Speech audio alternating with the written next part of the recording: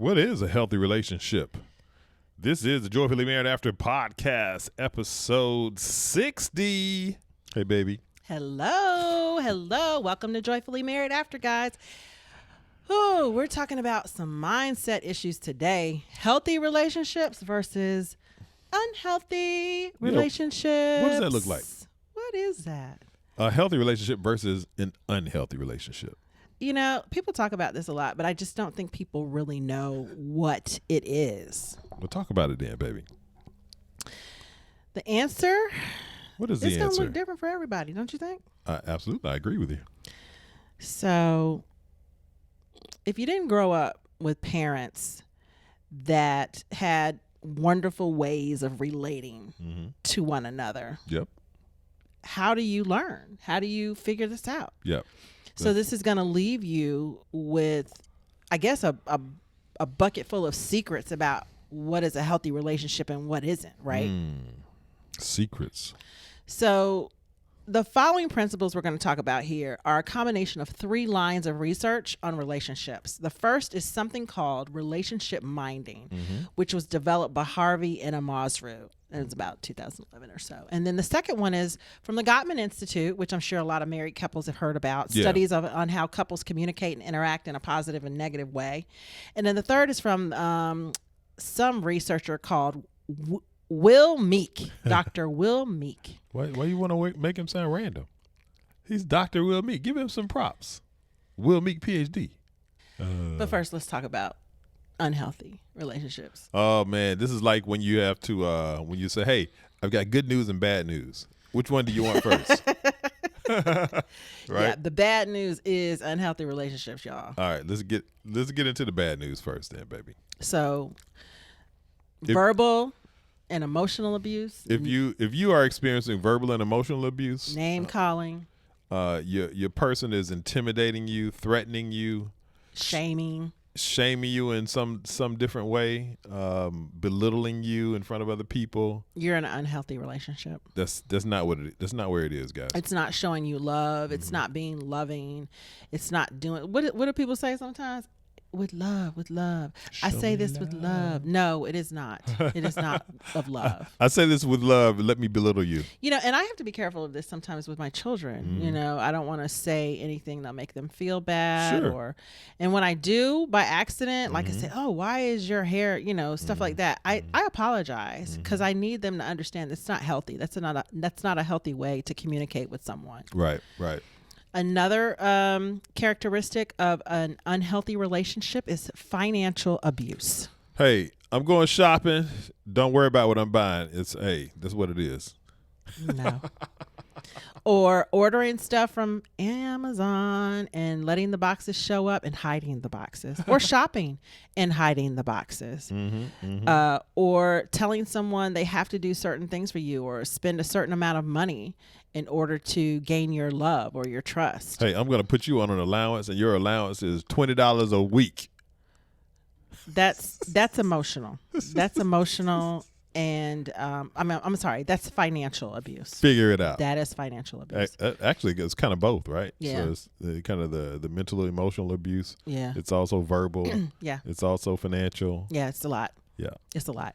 What about patterns of control and isolation? Yeah, that's a one that's very common around men and women, people who are, you know, if they want to make sure that you are being cut off from your family. Right? If they're abusing you or if they're looking to control you in some way, the isolation piece is really real. Right. And so now all of a sudden you're not having that engagement, or maybe they're monitoring what you are doing with your device. Maybe there's no phone calls allowed with your mom or your sister unless they're visit. present. They can't ever visit. No, they can't come over here.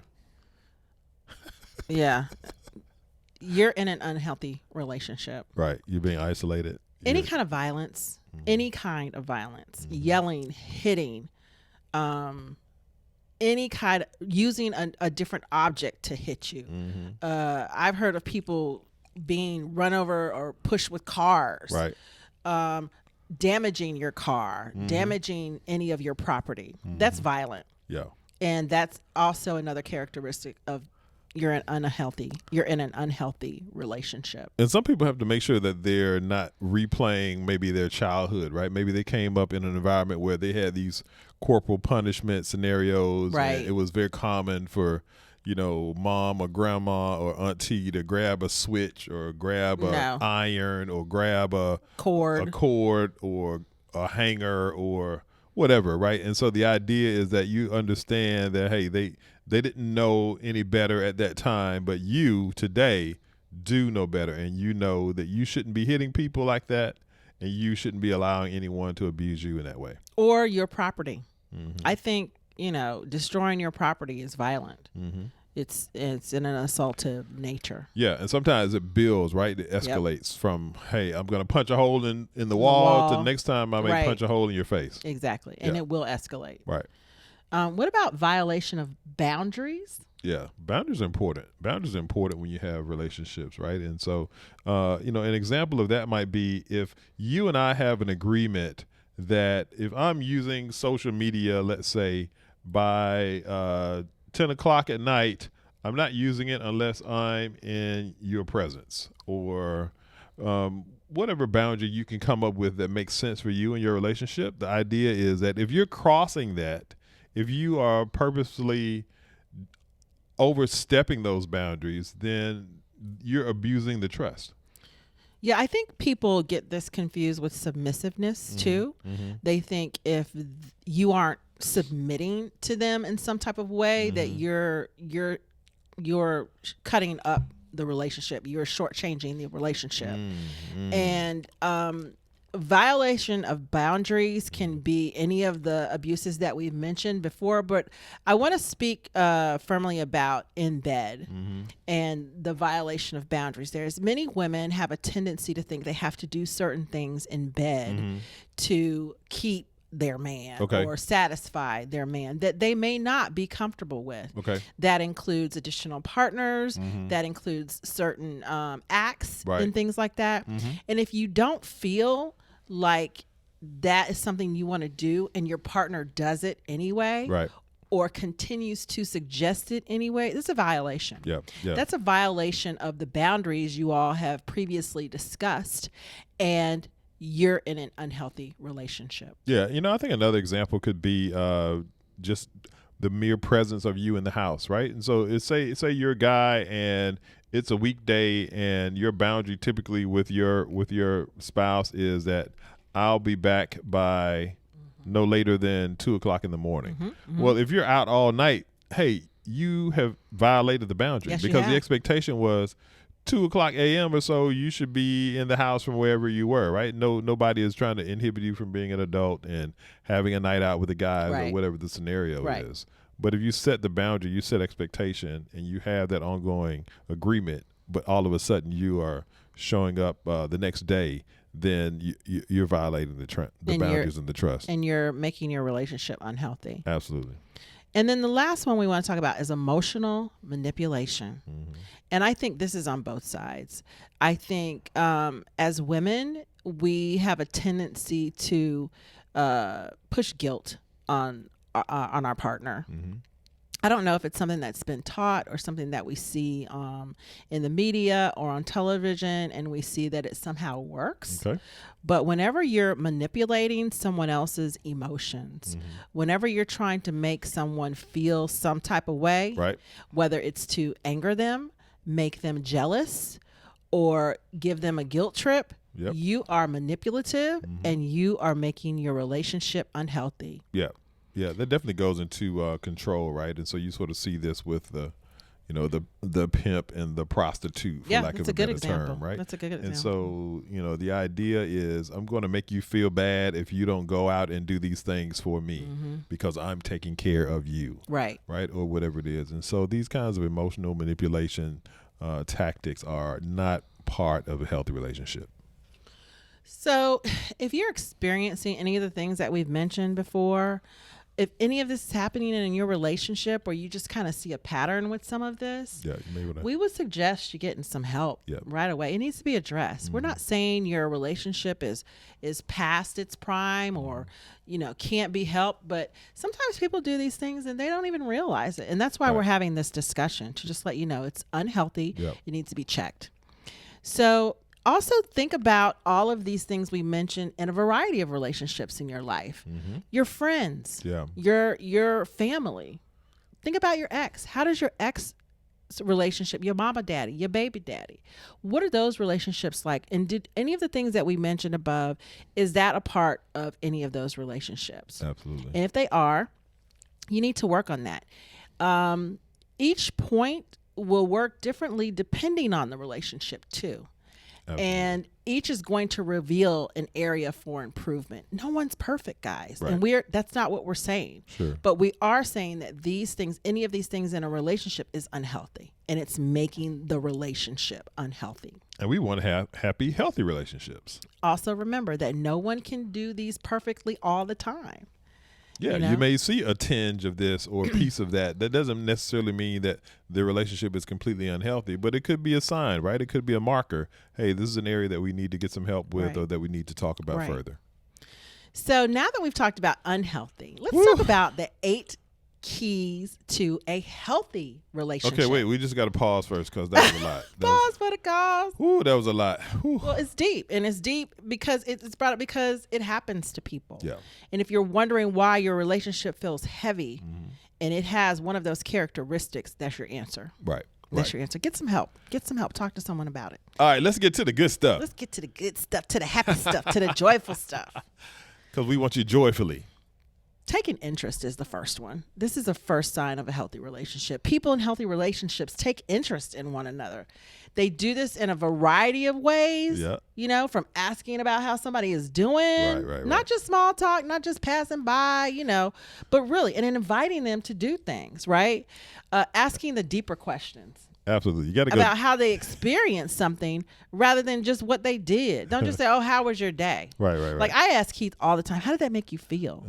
Don't I, baby? Yeah, and that causes me to go deeper, right? I have to kind of double click into that particular subject matter. It's hard to, We have to talk about it. We have to discuss it, right? And you have to explore your feelings, how it makes you feel. And certainly sometimes with guys, we want to put up this shell and, I'm the big guy and I'm the masculine person and whatever it is. But you have to have dialogue with your mate and talk through these things so that everybody is fed and it feeds your relationship from a healthy perspective. Yeah, so taking interest in your partner, if they want to go shopping. Well, what do you want to go shopping for? Why do you want to go there? Not an query kind of thing, sure, but more of, I'm interested. Oh, I want to go. That sounds like fun. Or you know what? I've been meaning to do that. Or you mentioned that before. Yep. Just have those type. And as far as conversations are concerned, I think it's important if you're watching television today. Heath and I do this all the time. We watch all the little reality TV shows. We're not going to name them. Shout out to the housewives. But we actually stop and have conversations about what is going on. Right. Or we watch some of the partner shows, the marriage shows, the couple shows. We stop and we say, well, this is happening because this is that. And we actually like parts because that's interest us. We're taking an interest in one another. He's taking interest in something that I'm interested in. So it improves our relationship and it shows how healthy it is. Right. What's number 2, baby? I think acceptance and respect is really important. It means that you're being accepting of the person that you're with, right? You've come to know this person and you're continuing to treat them with the respect and the dignity that they have deserved, right? And so when you really get to know someone, you go deeper and you find out things that are not that great about them, and they find out the same thing about us, about you, right? And so you have to make sure that you're holding on that other person, you want to hold them in a positive light, right? And you want to be held in a positive light just as they are. And so essentially practicing these kinds of things are what you see in healthy relationships. Very good. Very good. Very good. People in the happiest relationships also talk favorably about each other in social situations. And they honor the preferences of that other person, the things they have. Like when Heath and I get together, I honor the fact that he doesn't want to go to a restaurant that serves a lot of dairy. You know, if I always wanted to, I don't care how he feels about that. Right. Or let's say he doesn't want to go to a place that's loud, or he wants to go someplace close to home. Yeah. Or he wants to go someplace that's familiar. So Tracy said, we're going to go to this Italian place that we've never been to. There's an hour from the house that you don't necessarily know if you're going to like it. That's what we're doing tonight, Heath. I don't care how you feel about it. That's not right, y'all. It's just not right. And you might say, well, that's what I want to do and what I want to do. And if you love me, no, I accept and I respect that he doesn't care for those type of places. Yeah. And if I really want to go there, I'll go there on my own and be done with it. What's another example of accepting the person as they are and respecting that? I'm going to go ahead and say it. What are you going to say, baby? And we've brought this up before, but Heath likes to he's super social, and when we're in groups of people, I mean, just bring it up, when we go to Howard Homecoming, he's super social. Hate you. And we get on the yard and he might stand there with me for maybe 5 minutes. I'm lucky if I get 5 minutes. Oh, guys. I get a little longer than that. Okay, 10 minutes. And after that, he sees somebody, he's gone. He's gone for a good hour, maybe 2 hours. What's up? And he just floats. He just floats around the yard. We're on the yard for like 5 hours at least. He floats around the yard, and we just try not to lose each other because we don't want to, be trying to find somebody after everything is over. We always in like eye shot.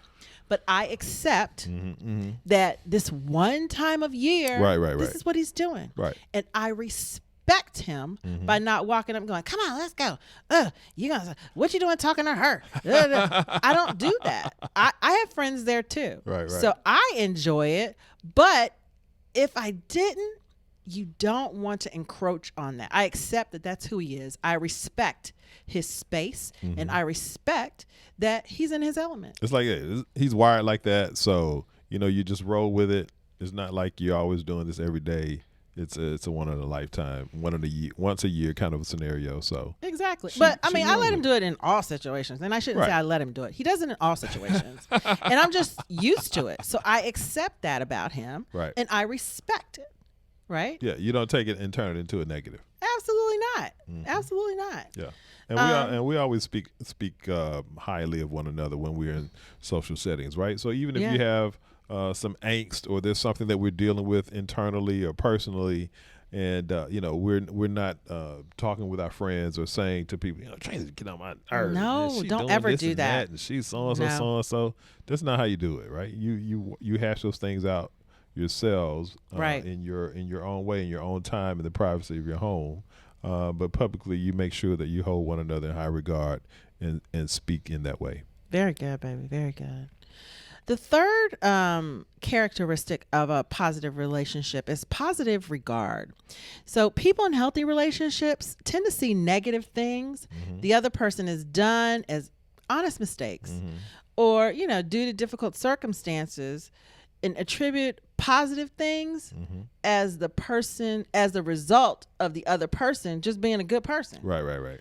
Due to their hard work or other positive characteristic traits. So I naturally see my husband in a positive regard. Right. No matter what type of mistakes he makes, no matter if he makes me upset, I always see him as coming at me in a positive way. Yep. It's hard. It's hard when someone snaps at you. It's hard when someone disappoints you in some type of way. But always start at, well, they didn't mean it. Right. Always start at, well, something must be going on. Yep, something's happening. Oh, they must be tired. Sure. They must be hungry. Right. They're a little hangry. Yeah. Don't ever think it's something personal. Right. Don't ever think that it's something negative that you've done or they've done or something. Oh, they must be mad at me because no. It has nothing to do with you, probably. It has nothing to do with you, probably. Yep. So always keep your partner in a positive regard. Always start from the positive. If you're doing that, you're in a healthy relationship. Absolutely. Got to meet some basic needs is the next thing we want to kind of talk about. Right? Oh yeah. Everybody has basic needs: companionship, affection, emotional support. People in healthy relationships are focused on meeting these, as well as other special needs that the other person has. Right. And they're willing to grow to be better at this, right? And so you want to think about, there's a book that Tracy and I read. We love this book. We love this really book. good one. His Needs, Her Needs. Yeah. Right. And one of the things that jumps out at me about that book is that it talks about the woman's need from a conversational perspective. Yep. Right. And so if you're a guy, you need kind of some different things than the woman might need. Right. And so for you, hey, you might be cool with some sports and a sandwich and sit down on the couch and you just chilling and don't talk to me, don't bother me, and I'm just in hog heaven, right? But if you then 3 hours later want to have some special couple time with if you want to have sex with your lovely lady, that could be a challenge it's for gonna you. be a challenge Because you ain't said 2 words to her. You ain't talked to her. You haven't told her how beautiful she looks today. You haven't engaged with things that she wants to talk about. You haven't chatted her up about her favorite TV shows or what's happening with the children today, something fun, things that she might want to go shopping for. You haven't talked to her about her day, her experiences. You haven't done the dishes. Nothing. I mean, Nothing. You missing out on the basic needs. Yeah. Because that woman has to have some conversation. That's foreplay for her. And so if you're not engaging in that, if you don't understand what these basic needs are, you're going to miss the boat. So good, baby. So good. I think for women, if you are always just not really telling your man he looks good, he smells good, if you're not edifying your man, it's going to be hard to keep his attention. Right. I hate to say it, but they need that. They need to hear from you. Our big egos are fragile. Yeah. They need to hear something good almost every day.